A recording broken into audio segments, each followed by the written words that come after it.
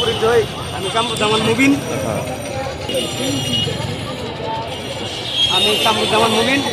আপনার 3 তারিখে আমি গুলি খাইছি। আমার গুলির চিহ্নগুলো এখনো হয়ে গেছে, এখনো যায় নাই। 7টা গুলি খাইছি আমি।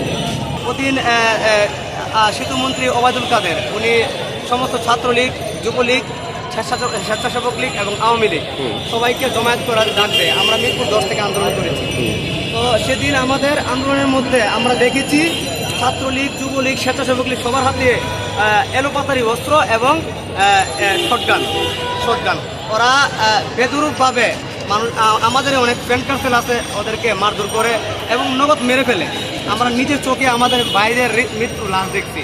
তবে আমি সেখান থেকে গুলি খাইছি। আমি দৌড় দেওয়ার পরে যখন দৌড় দেই তো পিছন দিয়ে গুলি করে, তো গুলি আমার 7টা গুলি লাগছে আমার হাতে। মিরপুর 10 কাজীপাড়ার রুটে, কাজীপাড়ার যে রুটটা, এই রুটটার মধ্যে আমরা আন্দোলন করছি। তো আমি যখন দৌড় দিই তখন আমার পিছনে গুলি করে, গুলিটা আমার এখানে লাগে, হাতের আঙ্গুলে 7টা গুলি লাগে। 3 আগস্ট আমরা সেনাবাহিনী যখন আমাদেরকে আটকায়, সেনাবাহিনী আমাদের যে অনেকেই ভাবতেছে সেনাবাহিনী এরা অনেক সহযোগিতা করছে, না, আমি বলবো সেনাবাহিনী কোনো সহযোগিতা করে নাই।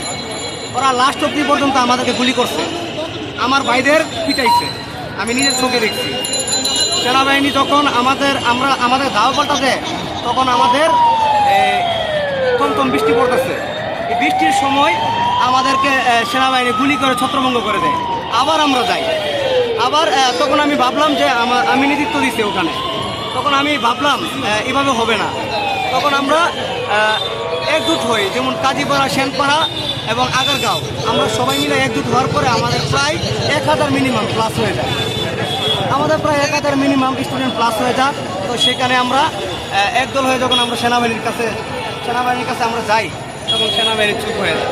তখন সেনাবাহিনীর প্রধান, সেনাবাহিনীর যে ক্যাপ্টেন ছিল, উনি আমাদেরকে বলতেছে, ফার্স্টে কিন্তু আমাদেরকে ধাওয়া পাল্টা করে।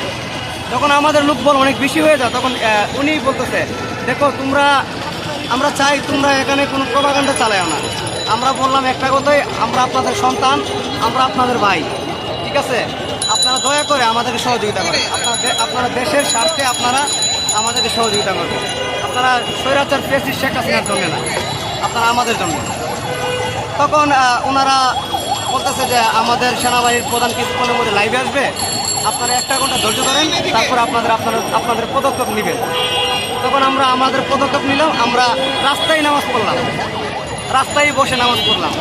তো নামাজ পড়ার 1 ঘন্টা পর আমরা শুনতে পাই শেখ হাসিনা সে ভারতের দিকে মুখ করছে, সে পালাইছে। তখন আমাদের স্লোগানটা আমাদের মানে খুশি, আসলে বলার কোনো ভাষা নাই।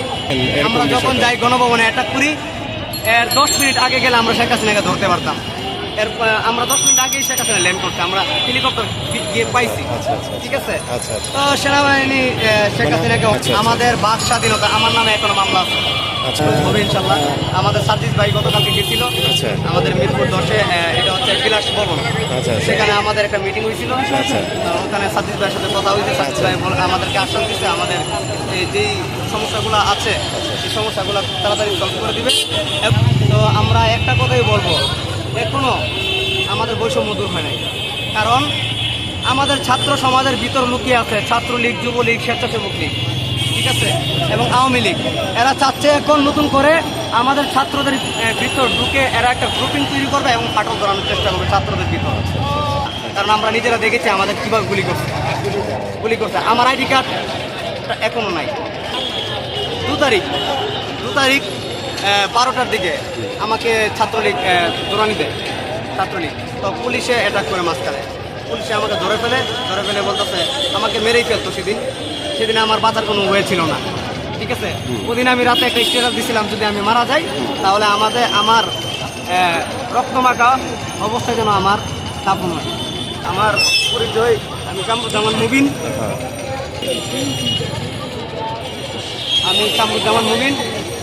আমার বাড়ি হচ্ছে নারায়ণগঞ্জ।